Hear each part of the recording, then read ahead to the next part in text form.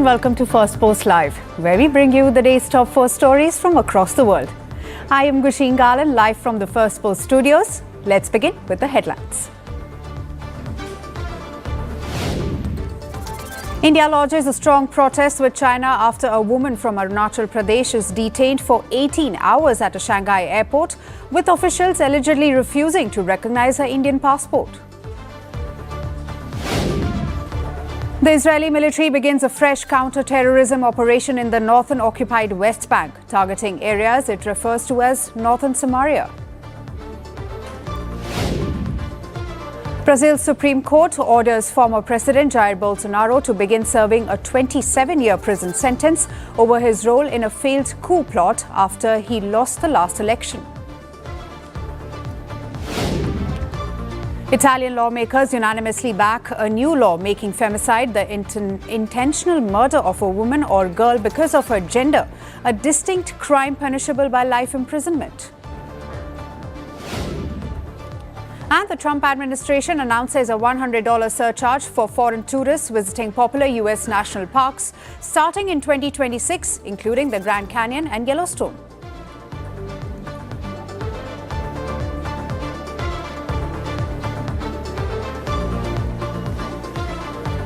Today we begin with America's effort to end the war in Ukraine. President Donald Trump has announced that he will send his special envoy Steve Witkoff to Moscow next week to meet with Russian President Vladimir Putin. He also said that he will send Army Secretary Dan Driscoll to meet Ukrainian officials. The president is particularly fond of the army official who is taking a central role in the peace talks and refers to him as the quote-unquote drone guy. The mission, he said, is aimed at closing out what he describes as the final points of disagreement in potential peace deal. They're talking to Russia now. Steve Witkoff is going over, maybe with Jared. I'm not sure about Jared going, but he's involved in the process, smart guy, and they're going to be meeting with President Putin, I believe, next week in Moscow. President Trump also said he hopes to meet both Russia's Putin and Ukrainian President Volodymyr Zelensky soon, but only when the agreement is either final or close to final. At the same time, President Trump has backed away from an earlier deadline he had set for Ukraine to respond to a US-backed peace plan. Well, I don't have a deadline. You know what the deadline for me is? When it's over. And I think everybody's tired of fighting at this moment. They're losing too many people. And that plan notably has already undergone a major overhaul. The original proposal, which heavily weighted in Russia's favor, alarmed Ukraine and several European governments.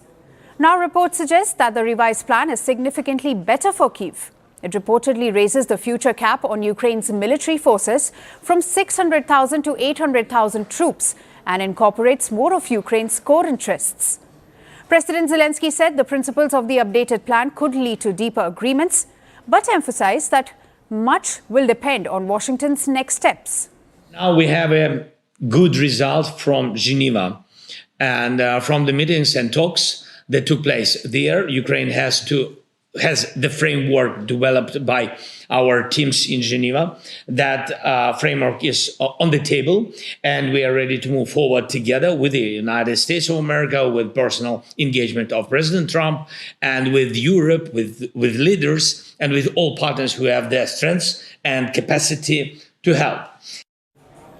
Russia today said it had received the latest version of the peace plan, adding that parts of it are positive. Earlier, Russian Foreign Minister Sergei Lavrov insisted any deal must reflect the spirit and letter of the understanding President Putin and Trump reached at the Alaska summit earlier this year. And US officials admit that several delicate issues still remain unresolved. Complicating matters further, a leaked recording has raised new questions about the negotiation process. It says that Washington's 28-point proposal to end the war may have originated in a call between Witkoff and Putin's foreign policy advisor. According to the transcript, Witkoff advised the creation of a 20-point peace plan for Ukraine, just like they did in Gaza, and urged that Putin bring it up with Trump. Witkoff also reportedly told a top Kremlin aide in October that achieving peace would require Russia gaining control of Donetsk and possibly a separate territorial exchange. On Air Force One, Trump brushed off concerns about this exchange. The Kremlin said the leak is an attempt to hinder Ukraine peace talks. Meanwhile, US and Russian delegations were reported to be holding further talks in Abu Dhabi as a coalition of 30 pro-Ukraine nations met virtually to assess the situation. But despite that optimism, European leaders remain deeply skeptical, and Russian missiles are still striking Ukrainian cities. French President Emmanuel Macron yesterday said that the elements in the US-backed Ukraine peace plan are worth discussing, but warned against any capitulation by Kyiv. British Prime Minister Keir Starmer too warned of a tough road ahead to achieve peace in the region. For now, the war continues, the diplomacy intensifies, and the world watches to see whether this new phase of negotiations brings a breakthrough or opens up a new set of doubts. Moving on to our next story. Taiwan has been making headlines for a while now. First, with Japan's Prime Minister comments, then China's angry response, and now a massive new defense plan. Taiwan is now planning a huge $40 billion defense boost, a supplementary budget the government will introduce to counter what it calls the rising threat from China. President Lai Ching-te says the plan will underscore Taiwan's determination to defend itself. And he argues that whenever countries have compromised with aggressors, they have paid with their freedom. Beyond military force, China is intensifying legal warfare, psychological warfare, and public opinion warfare, aiming to erase Taiwan's sovereignty internationally. Through campaigns such as anti-independence, pro-unification, and transnational repression, it seeks to erode the jurisdiction of the Taiwan government and create a false image of exercising actual governance over Taiwan. While unveiling the mega defense package, Lai said Taiwan's sovereignty cannot be violated or annexed, and stressed that only Taiwan's 23 million people will decide the island's future. He also noted that Washington has been urging Taipei to take on a bigger share of its own defense, the same kind of pressure the US puts on its European allies. Taiwan has already increased military spending over the past decade as Chinese pressure grew. But the Trump administration pushed the self-ruled island to go even further to strengthen its defenses. As the international community has noted, China's threats to Taiwan and the Indo-Pacific region are escalating. Recently, various types of military incursions, maritime gray zones, and disinformation campaigns have emerged in Japan, the Philippines, and around the Taiwan Strait, causing deep unease and distress to all parties in the region, including our own country. The United States has welcomed Taiwan's new defense push. America's top envoy in Taipei said he welcomed the package and urged Taiwan's political parties to find common ground on strengthening the island's defenses. Taiwan, meanwhile, clarified that the new spending, which includes the purchase of US weapons, is not connected to its ongoing tariff negotiations with Washington. His remarks also came after Washington approved a $330 million arms sale for Taiwan, the first US military package to the island since Donald Trump returned to the White House. President Lai also said Taiwan's military aims to reach a high level of readiness by 2027, a year US officials have earlier cited as a possible timeline for a Chinese invasion attempt. Beijing authorities have set a goal to complete the armed reunification of Taiwan by 2027, accelerating military preparations for aggression against Taiwan and continuously escalating exercises and gray zone incursions around Taiwan, in an attempt to force reunification through military means and compel surrender through force, ultimately annexing Taiwan. Beijing continues to claim Taiwan as its territory and has threatened to annex it by force. All of this comes after a major diplomatic row between Japan and China earlier this month. Japan's new Prime Minister Takaichi told Parliament that a Chinese blockade or attack on Taiwan could prompt a Japanese military response. Naturally, Beijing reacted sharply, summoning Japan's ambassador and warning of a crushing defeat if Japan interfered in Taiwan. The spat quickly escalated into a broader trade and security confrontation between the two countries. Now, with Taiwan shifting into full defense mode, the US voicing open support, China issuing sharp warnings, and Japan pulled into the debate, the question is no longer if tensions will rise, but how high the stakes have become for the entire region. Shifting focus to Syria. The country's coastal Alawite heartland has erupted in its biggest demonstrations since the fall of Bashar al-Assad last December. Thousands took to the streets on Tuesday demanding security, justice and a decentralized political system. But the day turned violent, with security forces firing gunshots to break up the protests. Protesters chanted for Syrian unity and invoked religious slogans. They held signs rejecting violence, demanded the release of detainees held by Al-Shara's forces after Assad's regime was toppled, and accused the new authorities of targeting Alawite men without due process. For many, the protests were a basic demand: safety. To live in security, to go to school safely without kidnapping. This was the only place we used to feel secure. Now there's no more security, and we're exposed to kidnapping and fear. We only want safety. We want security. We want the young men who were arrested to be released. We are being subjected to injustice, and we don't want this killing. We live with all groups, but they are very unjust toward us. There is great injustice on the coast. But while the rallies began peacefully, the mood shifted rapidly, especially in Latakia's agriculture square. Witnesses say two rival groups formed. One, where Alawites demanded federalism and the release of detained men. And second, with pro-government supporters shouting insults. And then, about an hour into the rally, gunfire erupted. Video showed a man lying motionless with a head wound. Witnesses described panic as crowds ducked for cover and fled. Local officials said security forces fired into the air to disperse the groups and claimed unknown assailants also fired at civilians and security forces. There was no immediate word on casualties, but by afternoon, both protests had scattered. Elsewhere, tension spread across the Syrian coast. In Tartus and Jableh, crowds chanted for the release of prisoners and demanded federalism for the Syrian coast. Security forces moved alongside chanting demonstrators as fears of escalation grew. The Syrian Observatory of Human Rights recorded 42 protests across the Alawite belt on Tuesday. Nearly 9,000, mostly Alawite, ex-military personnel are still detained after surrendering to the new government led by interim President Al-Sharaa. These protests come after a year marked by brutal sectarian violence.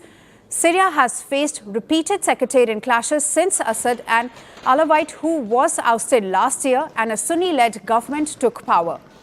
In March, nearly 1,500 were killed in massacres that followed an alleged ambush on state forces by Assad loyalists. The Alawites are a minority sect concentrated along Syria's Mediterranean coast who revere Ali, Prophet Muhammad's son-in-law. So when the Assad family came to power in 1971, the community became deeply intertwined with the state's security, military and political establishment, placing them at the core of Syria's ruling apparatus for over 5 decades. And when Assad was ousted last year, the long-standing association with the regime triggered a wave of retaliatory attacks targeting Alawite neighborhoods and individuals. Critics say the backlash reflects years of wartime resentment and perceptions of collective culpability, even though many Alawites themselves suffered during the conflict. Syria's new leader, President Al-Sharaa, has since urged pan-Syrian unity, calling for an end to revenge violence. The latest protests, driven by fear and insecurity, reflect a community struggling to find its place under new rule. With gunfire dispersing crowds and emotions running high, Syria's Alawite coast has once again become a flashpoint in the country's fragile post-Assad order. And on to today's final story. A massive shakeup is brewing in the Philippines as the government warns that the big fish in the billion-dollar flood control corruption network, including sitting senators and members of Congress, will be arrested within next 5 weeks. The Philippines, a nation of more than 7,600 islands, has been left vulnerable after years of alleged mismanagement flood control funds. Earlier this month, more than 250 people were killed when 2 super typhoons struck just a week apart. Consequently, the archipelago nation is witnessing one of its most aggressive crackdowns on public corruption in years, as authorities race to round up the remaining fugitives in the billion-dollar flood control scandal. In October, the president created a special commission to dig deep into the alleged fraud. According to the Department of Finance, the country may have lost as much as $2 billion due to the flood control scandal in question. This week, police reported that one suspect was arrested inside the home of a vice mayor, and that several people who helped conceal the suspect may face obstruction charges. Then on Monday, President Ferdinand Marcos Jr. had informed that several suspects have been detained in the corruption scandal, while others are being sought. Listen in. 7 individuals with warrants of arrest from the Graft Court connected to the flood control anomalies are already in the custody of the authorities. 1 was arrested by the National Bureau of Investigation, and 6 voluntarily surrendered to Criminal Investigation and Detection Group. There are 2 accused who have already expressed their intention to surrender and will obey the Philippine National Police. The government has confirmed that the country is now entering what he calls the critical phase of the manhunt. Some of the remaining fugitives have fled to countries such as Qatar and the United States. But the government warned that they will not be able to evade the law. Marcos also issued a clear message to fugitives still in hiding. These individuals have until tomorrow to present themselves at the nearest Philippine embassy. Investigators have their passport details and are tracking movements across several regions. However, the most difficult pursuit, he admitted, has been that of an alleged mastermind named Zaldico, who holds multiple passports and has been spotted traveling across Europe, Asia, and the United States. Meanwhile, the Philippines Bureau of Jail Management has announced that all detainees connected to the case will be treated like any other inmate. No special meals, no exclusive privileges, no separate facilities. The detainees will face charges of plunder, indirect bribery, and multiple violations of anti-graft laws before several divisions of the Office of the Ombudsman. Earlier this month, Philippines erupted into one of the largest street demonstrations in years. More than 500,000 Filipinos poured into the streets of Manila, demanding answers and accountability over the flood control corruption scandal. The scandal has not only ignited public outrage, it has supercharged calls for President Marcos's resignation. The country now awaits what could be the most high-profile arrests related to corruption in years, with top political figures possibly handcuffed by year's end. That's all for today. Thank you for joining us. I am Gushin Galar and we'll see you right back here at the same time. Until then, stay informed and stay tuned to Firstpost.